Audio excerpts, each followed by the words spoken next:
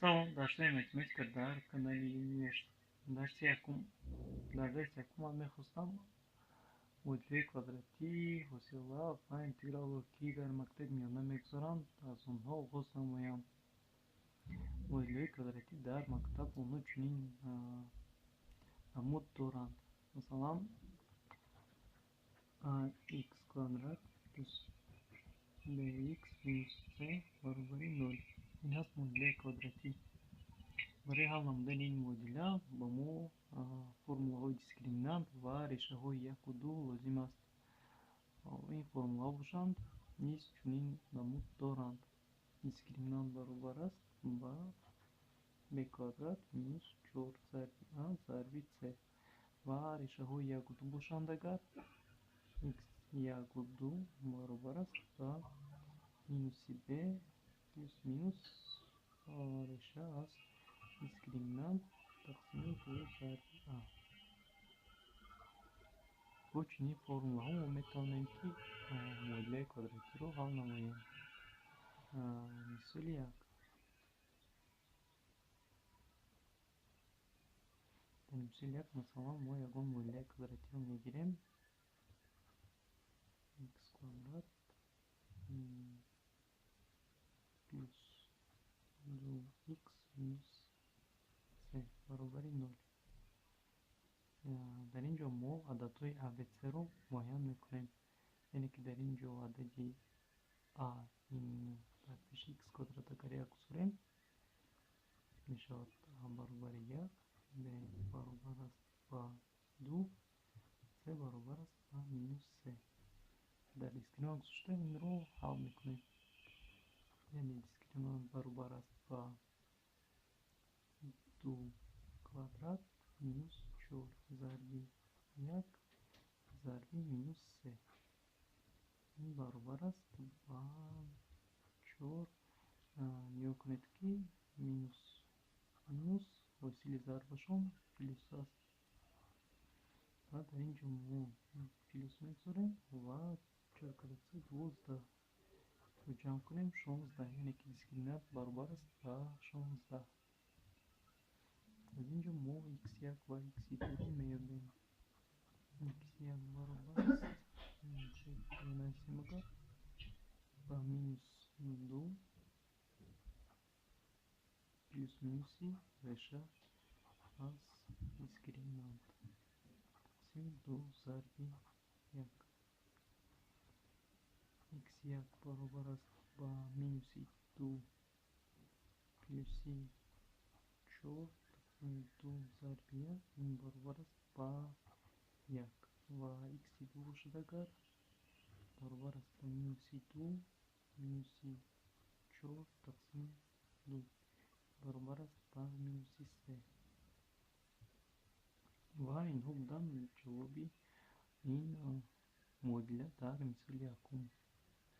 ва мо метавонем ки бо як мисоли дигарро ҳал намоем.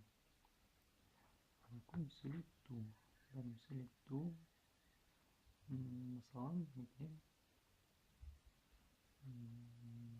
3x квадрат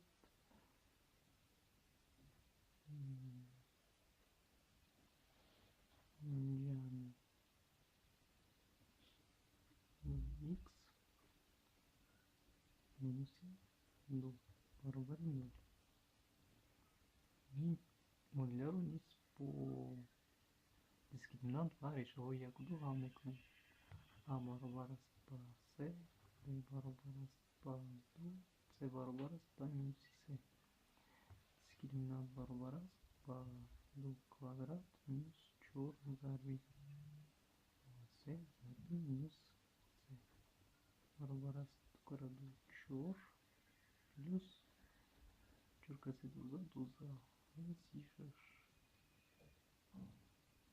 баробар аст ба 40. реша аз 40 баромада наметавонад ва дар ин ҷо мо x1 ва 2-ро чунин менависем. минуси 2 плюс минус реша аз дискриминант тақсими 2 зарби c баробар аст ба минуси 2 плюс минус реша аз шилени дискриминант. Шаш. این هست جوابی معادله دوم. و باز گوشتگر ما چخیلی گفتیم حاصله رو میگذاریم.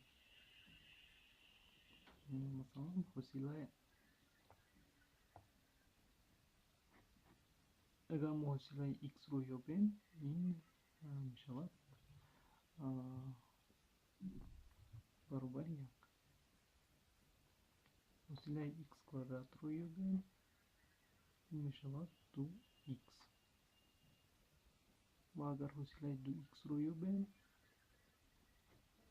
میشود برابر با 2. اگر حاصله 2 رو یابیم برابر است با 0. اگر یکون حاصله عدد رو یافتنی شویم اگر مثلا حاصله x این عدد برابر 0 است. مثلا حاصله x کوب رو میابیم برابر است با 3x کвадрат. حاصله x 4 رو میابیم این 4x کوب. و در اینجا باشد ما یک فرمول رو نوشته میتونیم. مثلا x اگر در درجه الفا باشد این را اگر حاصله گیریم الفا x الفا مینوس 1.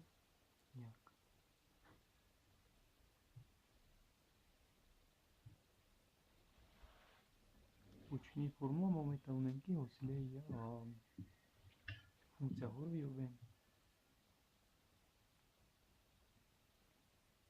انتگرال باشد اگر چنین همون دارد. مثلا انتگرال از x به x برابر است با x کвадрат تقسیم 2 جمع ارقام عددی c.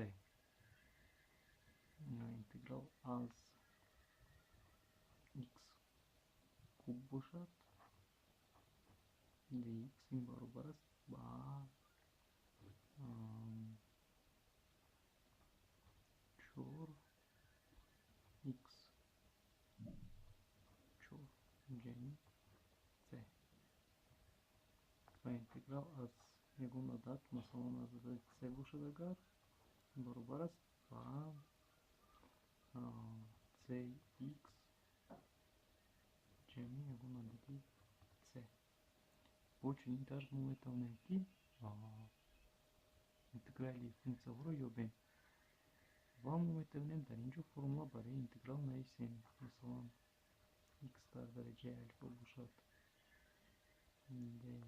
dx این برابر است با x الفا جمع 1 تقسیم الفا جمع 1 پلوس c. با چنین فرمول ما میتوانیم که انتگرال رو حساب نماییم.